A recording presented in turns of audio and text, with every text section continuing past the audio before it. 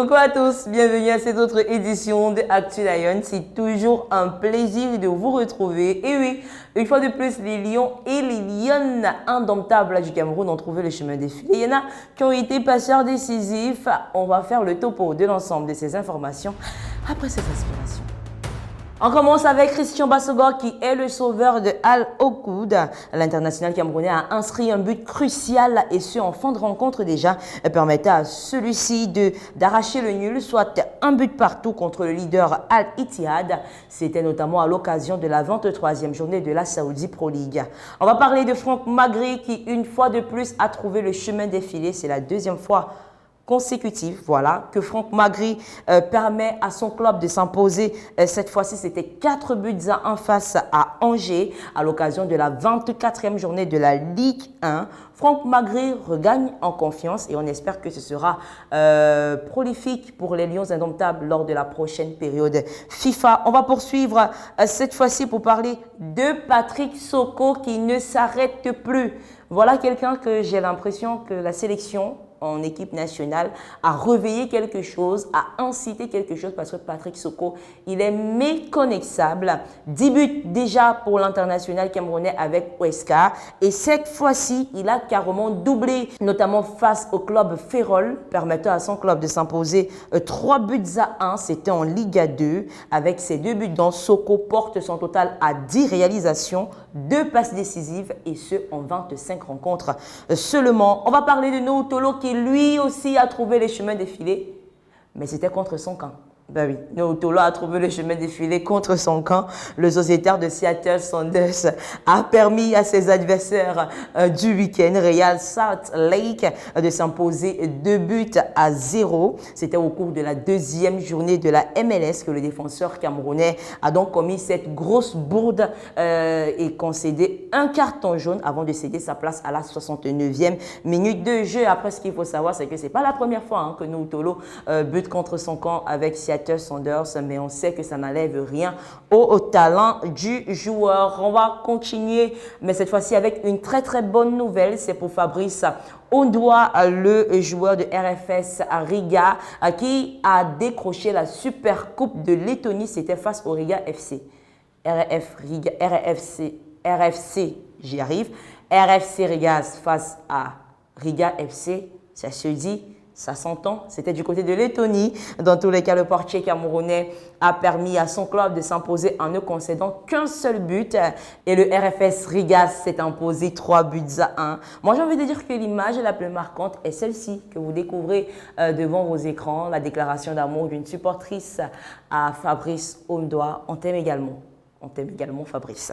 On va poursuivre pour parler des passeurs. Avant de revenir sur Dani Namasso, on va parler de Morgan Bokele, le petit frère de Malcolm Bokele, qui a été passeur décisif avec le FC Metz, permettant notamment à son club de s'imposer 2 buts à 1 contre Amiens SC. C'était à l'occasion de la 25e journée de la Ligue 2. On parlait de Dani Namasso. Oui, Dani Namasso a été passeur décisif, permettant comme ça au FC Porto de s'imposer 2 buts à 0 contre Arouca. Dani Namasso retrouve peu à peu la confiance. On espère que c'est également bénéfique.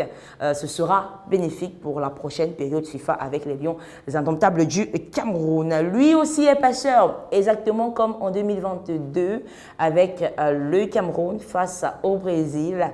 C'est Jérôme Gambekeli, passeur décisif pour cette 2e journée de la Chinese Super League. L'international camerounais a délivré une passe et permettant ainsi à son club de s'imposer 2 buts à 1 face à Henan. On rappelle que Jérôme Gambekeli évolue du côté de Meizhou. On poursuit avec Davies Epassi qui a été sacré homme du match avec Kami Tiosa, son club.